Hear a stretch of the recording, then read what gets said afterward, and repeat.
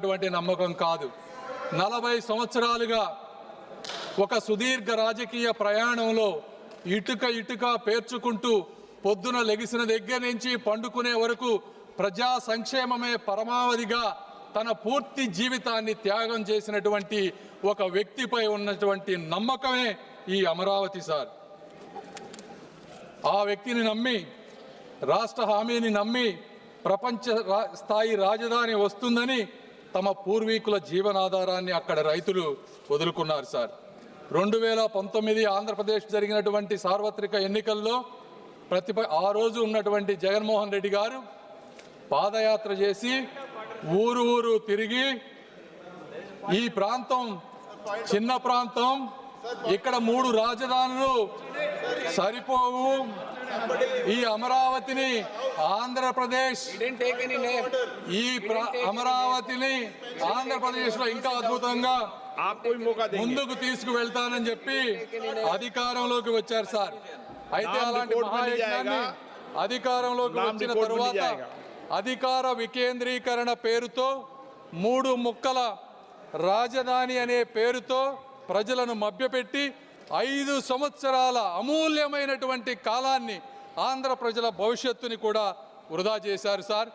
3 ప్రాంతాల మధ్య చిచ్చు పెట్టారు సార్. నేను ఇక్కడ చాలా బాధతో కొన్ని విషయాలు చెప్పాలనుకుంటా ఉన్నాను.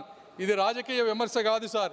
29,000 మంది రైతులకు జరిగినటువంటి అన్యాయం, అవమానం గురించి మాట్లాడాలి సార్.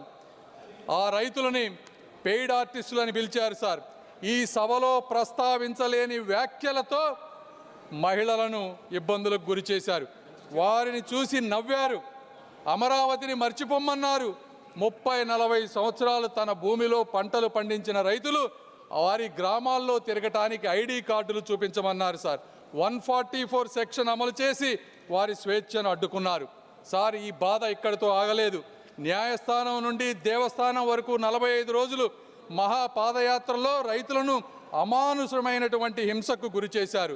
మేకులతో ఉన్నటువంటి లాఠీలతో వారిని కొట్టారు సార్. గర్భిణీ మహిళలపై బూట్ల కాళ్లతో తన్నారు. ఆఖరికి మహిళా దినోత్సవం రోజున ఆలయానికి వెళ్ళినటువంటి మహిళలపై కూడా దాడి చేశారు సార్. వారి భోజనంలో ఇసుక వేశారు. అయినా కూడా వారు ఎక్కడా కూడా వెనకడుగు వేయలేదు. రోడ్లను శుభ్రం చేసి వీధుల్లోనే భోజనం చేశారు సార్. ఆఖరికి ప్రశ్నించిన మీడియాని కూడా వారిపై కేసులు పెట్టారు. ఇది సార్, ఇది 1631 రోజులు జరిగినటువంటి అమరావతి వ్యధ కథ అని ఈ సభాముఖంగా తెలియజేసుకుంటున్నాను సార్. అయితే ఆ రోజు వారు ఆ తల్లుల కన్నీళ్లే ఈరోజు ఈ చట్టానికి పునాది రాళ్లుగా మారుతున్నాయని వారు గ్రహించలేకపోయారు సార్. ఈ వైఎస్ఆర్సీపీ ప్రభుత్వాన్ని కానీ, అప్పటి ముఖ్యమంత్రి గారిని కానీ ఈ చరిత్ర ఎప్పటికీ మర్చిపోదు సార్. ఈరోజు ఒక రాష్ట్రం అభివృద్ధి చెందాలంటే, రాజధాని అత్యంత కీలకమైన పాత్ర పోషిస్తుంది సార్.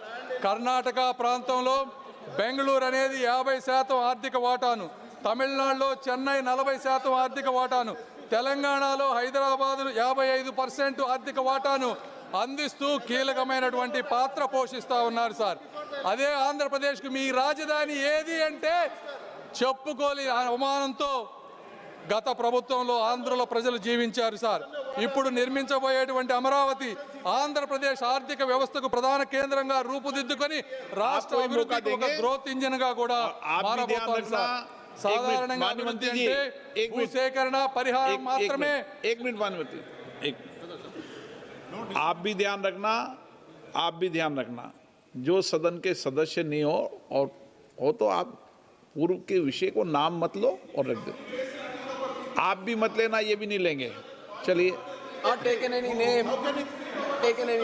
సార్, కానీ ఆర్థిక వ్యవస్థలో మొట్టమొదటిసారిగా ఒక పేద రైతుని భాగస్వామ్యం చేసి ఆర్థిక అభివృద్ధిలో వారిని కూడా ముందుకు తీసుకువెళ్ళేటువంటి మార్గం ఈ అమరావతి దేశానికి చూపించింది సార్.